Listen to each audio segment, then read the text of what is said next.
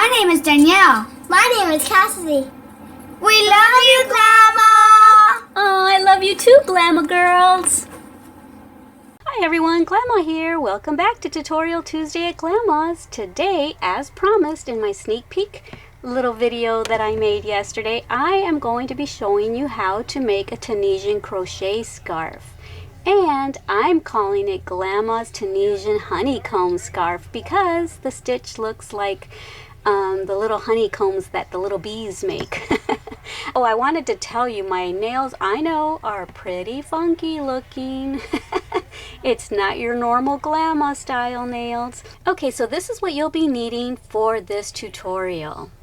Yarn, a Tunisian crochet hook, a pair of scissors, and a tapestry needle. Okay, so the hook size that I'm using is an 8.0 millimeter Tunisian hook. And like I mentioned yesterday, you can use a regular crochet hook if you'd like this, just maybe put a little rubber band at the end. Or, I don't know if you've ever seen these at Walmart. These are where you put your hook in there and it's for a ergonomic grip so that you don't get carpal tunnel. That's what it would look like if it was in there. And there's a little attachment that that you use for that.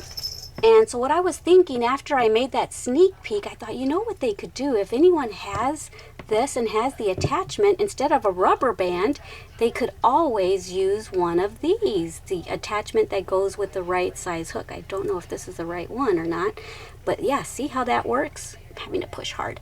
See, that kind of looks like my Tunisian hook. So that would work also if you don't have an actual Tunisian hook. So, ta-da! Just made my own. Alright guys, I'll talk more about this on another tutorial for those of y'all that might need it and show you how to put your hook in and everything. So yesterday I said that I would talk about my good friends at Red Heart, also known as Coats and Clark. It's the company that I believe owns Red Heart and Aunt Lydia's and Susan Bates, and they gave me this skein of yarn, and I love it. I have always loved Red Heart with love, and the reason is because it's so soft. The color that I'm using for today's tutorial is, I believe it's pronounced jadeite, and I love it because of the fact that it is so super soft. It feels good against your face, against your skin. You can make anything with this, scarves, hats, sweaters, and it's not going to bother you.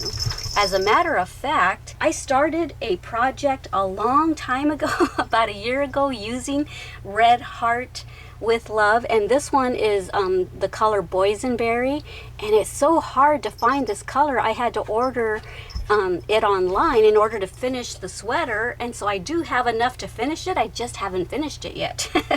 Here's the sweater. See if I can get part of it in here. It's my own pattern. I haven't even finished it. I'm taking notes on it in case I end up liking it. I can maybe make a tutorial on it, but here it is. Here's the see if I can get it all in the shot without having to move the camera. So this is the waist of it. This goes down to about the top of my thighs, and my hips are about right here, and this is the waist area, so it's a nice little tight fit on the waist. And then I did a seed stitch and I made it like a tank top, okay, and then I decided that I wanted sleeves on it, so I'm doing the sleeve right here at the top part of your arm in a seed stitch, and now I'm doing the bottom part from the elbow all the way down to the wrist in this front post back post stitch to match the waist area. So yeah, when I'm finished with this, I will show y'all the whole finished sweater. I'll try it on for you. But yeah, so I discovered Red Heart with love back about a year ago because I loved how soft it is. And so when Red Heart sent me the gift bag and all my goodies and stuff, I was ecstatic that they sent me a skein of Red Heart with love, and I had never seen this color before. So, and I went and looked at my local Walmart to see if if they had this color in Red Heart with Love, and they don't. So that's why I wanted to make a smaller project with this so that I would know that I'd have enough. But yes, if you guys have never tried Red Heart with Love, you have got to try it. I love, love, love, love, love it. It's my #1 favorite yarn, honestly. I've tried all kinds of yarns, but this is my all-time favorite. If I'm going to make a super nice outfit or a super nice sweater, this is what I would use right here. So if y'all haven't tried it, try it. If you don't have it at your local Joann's or Walmart or whatever, go online to Red Heart and order yourself some. They've got some beautiful colors. All right, guys, now let's get on with the tutorial.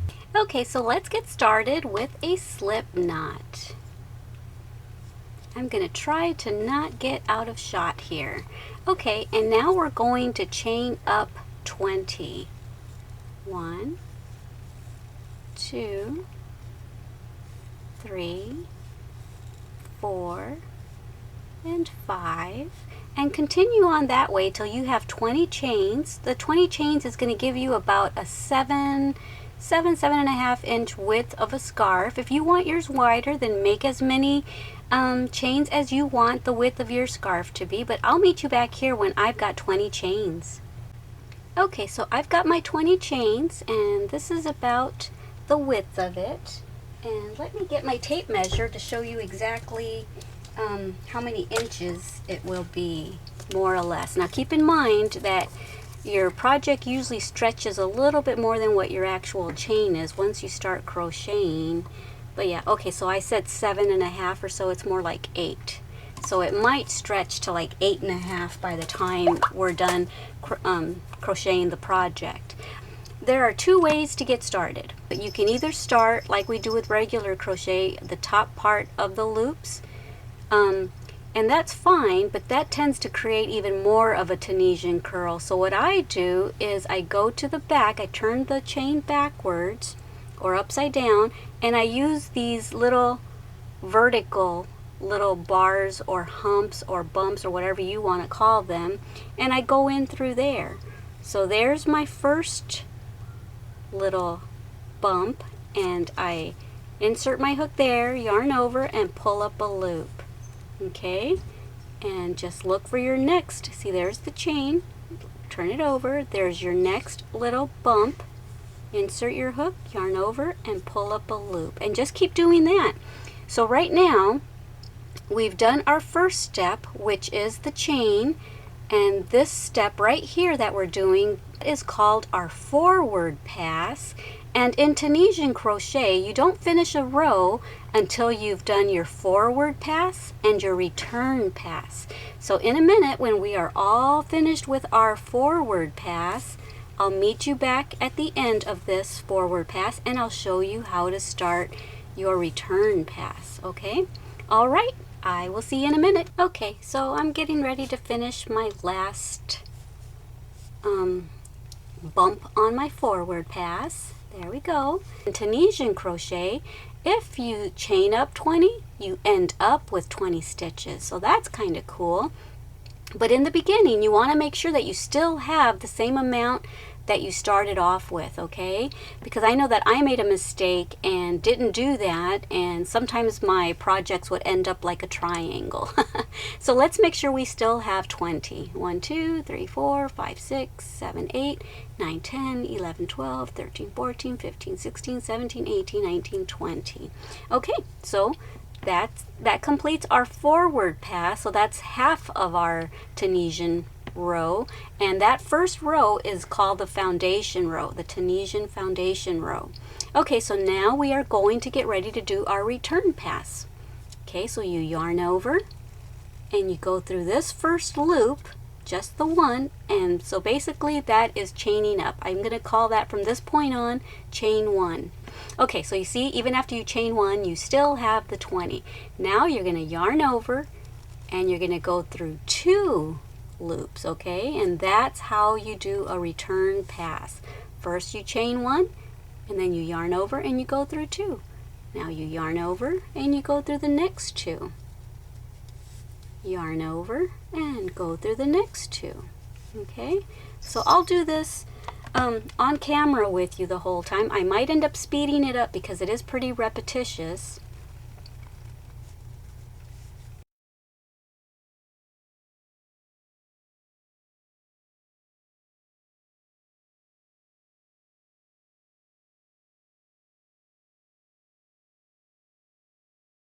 And now we're going to do the last two.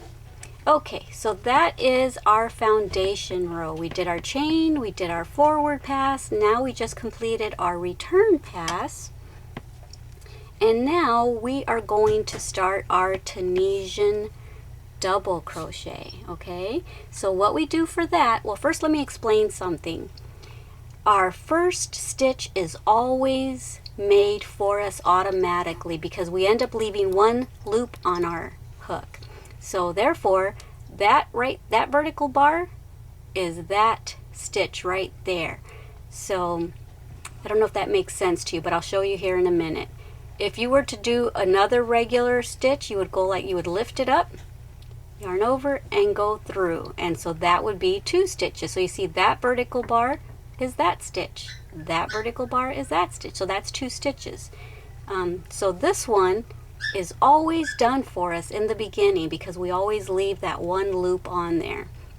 Okay, so now that we're done with our return pass, I'm going to chain one.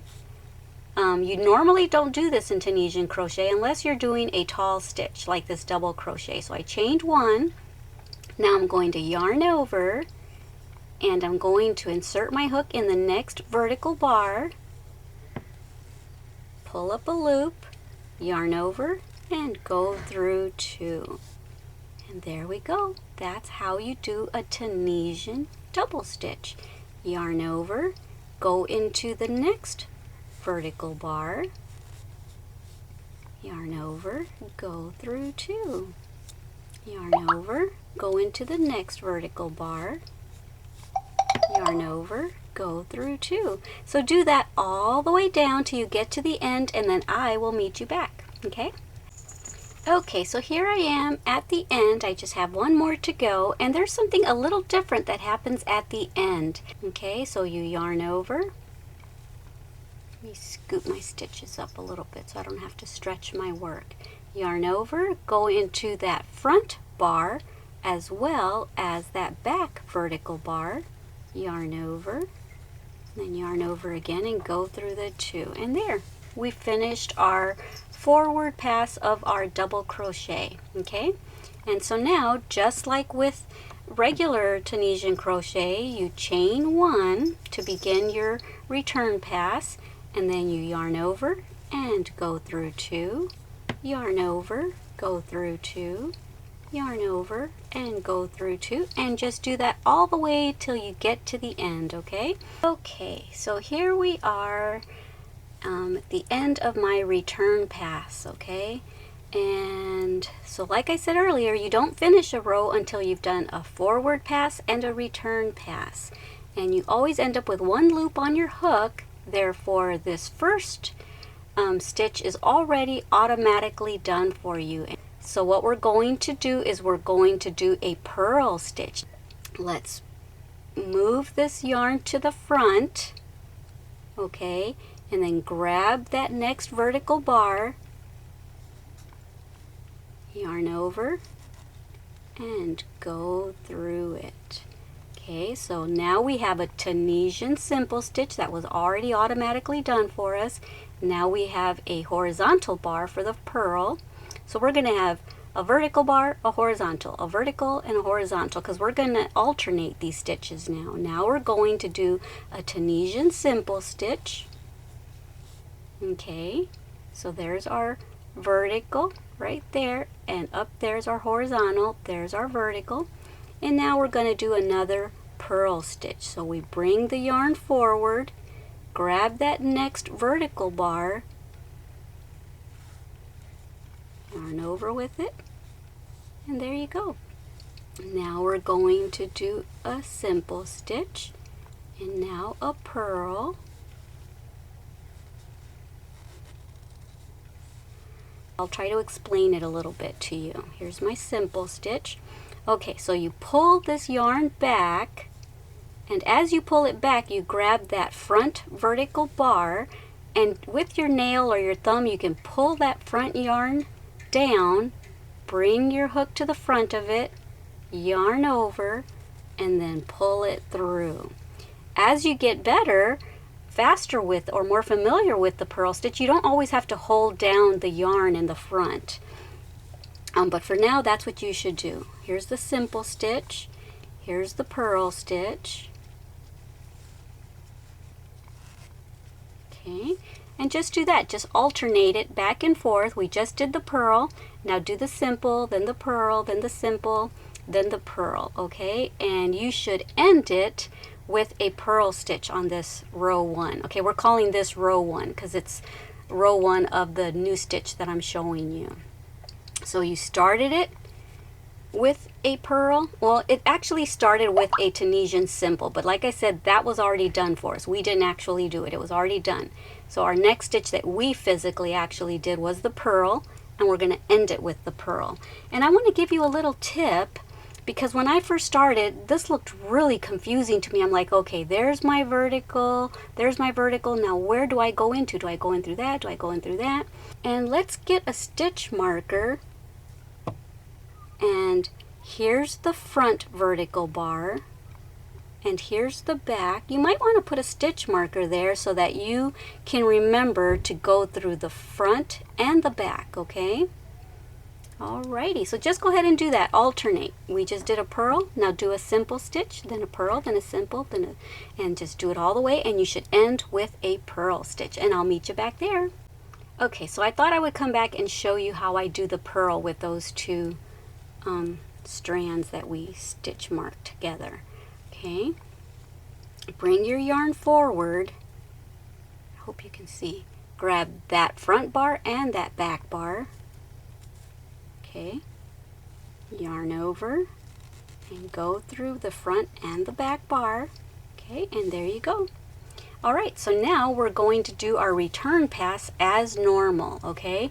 But as you can see, this is what's going to start giving it that honeycomb look. You see how it goes, if you look at it sideways, you can see vertical, vertical, vertical. Those are your Tunisian simple stitches. If you see these that are going kind of diagonal, those are your purl stitches, and that's what gives it that honeycomb effect, is because you're alternating. Okay, so now we are going to chain 1 to begin our return pass, yarn over and go through 2, yarn over, go through 2, and just keep doing that, and I'll meet you at the other end. Okay, so I'm almost finished with my return pass, and I thought I would finish it with you. There we go. All right, and so now we are going to start on row 2 of this stitch design that I'm trying to show you. Okay, so like I said before, we always have one stitch already done for us. That Tunisian simple stitch is already done for us. And so in our previous row, we had it done for us as well, and then we did a purl afterwards. The difference on this row 2 is that we are going to make another simple stitch. So we already have one done for us, and we're going to make a second one. Okay, so lift up that front vertical bar, and there it is. Oops. That was my alarm saying that it's doggy potty time. So there's 2 Tunisian stitches, 2 Tunisian simple stitches, and now we're going to do our purl stitch, okay? And now we're going to do the simple stitch, and now we're going to alternate with the Tunisian purl stitch. Now do your simple stitch, and then meet me back here at that other end. Okay, and so because we started this row with a simple stitch, that second one was a simple stitch, we're going to end the last one with a simple stitch. Remember, on this row we started that second stitch with a purl, and we ended with a purl. See, there's that horizontal bar, and there's the purl horizontal bar here. So here we started with the second stitch as a Tunisian simple stitch, so we're going to end it with a simple stitch. So I just did a simple stitch there. Now I'm going to do a purl stitch, and my very last one right here is going to be a simple stitch. Okay, there we go. And now we're going to chain one and do our return pass. Yarn over and go through two, yarn over, go through two. Okay, and we're going to do that all the way to the end, and when you get to the end, you're going to repeat. Your next row is going to be row 1.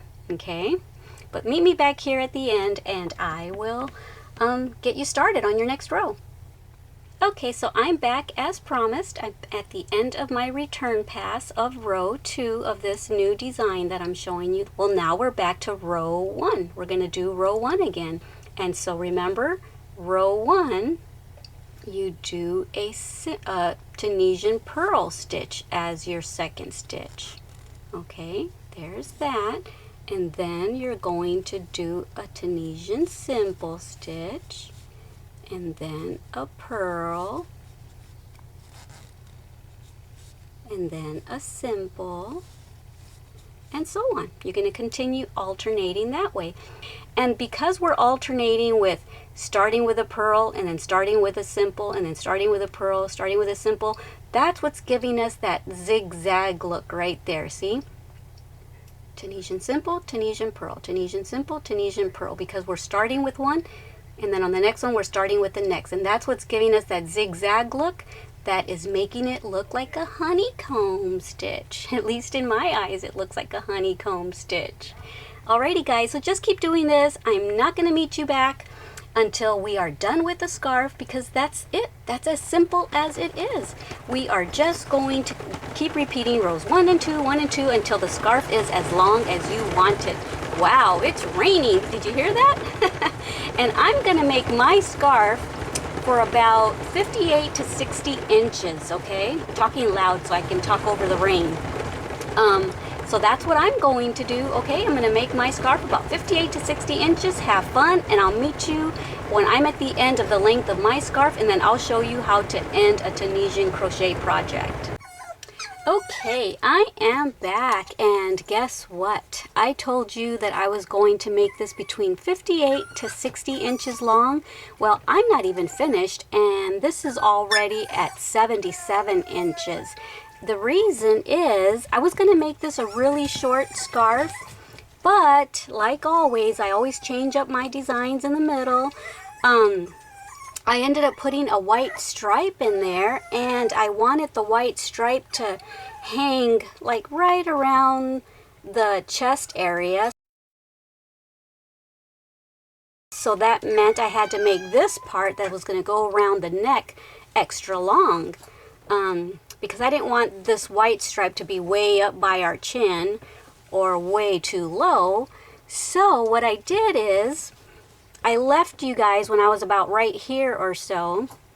I ended up doing how many rows? After the double crochet, let me see. I did 1, 2, 3, 4, 5, 6, 7, 8, 9, 10, 11, 12, 13, 14, 15, 16. I did 16 rows of color A, and then I changed colors, and I did that for 5 rows, and then I did this for 74 rows.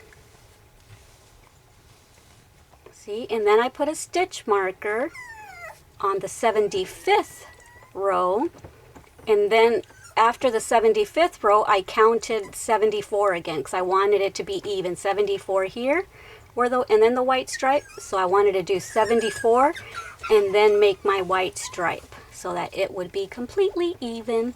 And so now that I've probably thoroughly confused you, I'm going to show you how I change colors with Tunisian crochet. Okay, so when you do your return pass, leave the last 2 loops on there and drop this color, grab your new color and pull that through, okay? And then go ahead and cut the tail of color A and tie the two tails together. So go ahead and do that, and I'll be right back. Okay, so now that we've done that, we've tied our two tails together. You can either incorporate them as you crochet, or you can just let them hang down and weave them in later with your tapestry needle. Normally I incorporate them as I'm going along, but this is such a long project and it's kind of in my way, and for camera purposes it's easier to just let them dangle and I'll weave them in later. Okay, so now that we have our new color, just continue on as usual. This one right here was a purl stitch, so that means I have to make a simple stitch into it. Okay, and this is a simple stitch, so I have to make a purl stitch into it, and just continue on down the way now that you have your new color. Okay, here's my purl stitch, so I'm making a simple stitch, and so go ahead and do that just the way you've been doing, and this is what it should look like. Okay, that's what it should look like. You can't really avoid having those little dashes right there. That's as clean as you can incorporate the two colors together with the fact that we're alternating two stitches. If we were just doing all one stitch, it would be a lot more hidden than that, but I still think that looks kind of cool. So that's what I'm going to do. I'm going to do 5 rows in this color. You may not be changing colors at all because I didn't tell you about the fact that I was going to change colors till just now that my project is almost finished. And so I'm going to do this, like I said, for 5 rows. And then after the white, now that I've shown you how to do a color change, after the 5 white rows, I'm going to color change back to color A, and I'm going to do that for 16 rows, and then I will meet you back here. And now, because we, at the beginning, do you remember when we did the chain and then the foundation row and then the double crochet? Well, now I'm at this point on the other end of the scarf, so now I'm going to do the double crochet, then the foundation chain, okay, to make it all match. So what I'm going to do is chain 1, and then I'm going to yarn over, and I'm going to go through that front bar, pull up a loop, yarn over, and go through the 2 loops. And we're just going to continue that way all the way till the end of the row. Okay, so there's my row of Tunisian double crochet, and I did my return pass. Now we're going to do a row of Tunisian simple stitch, okay? And then we are almost going to be finished. Okay, so that's all we're going to do for this last row. And then I'm going to show you how to bind off your work. Continue doing this, just your Tunisian simple stitch all the way till you get to the other end. Do your return pass, and then meet me back here. Okay, so I just did my row of Tunisian simple stitch and my return pass. So let's go ahead and bind off now. Okay, so here you go. If you're familiar with crocheting, regular crocheting, this will be really familiar to you. We're basically just going to do slip stitches to close it. Just lift up that front vertical bar, yarn over, and slip stitch your way out. And you see how it's taking it off? See how it's going to end up with just a chain looking row on the end. Okay. So there we go. That is how you bind off.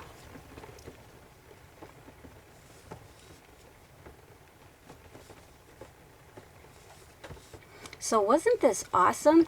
How the one thing I also, well, not the one thing, there's lots of things I love about Tunisian crochet. I love how you don't have to do a row and then turn your work around. You're always working on the same side of your project. That's awesome, because with something long like this, it's a hassle to turn around big projects. So I love Tunisian crochet for lots of reasons.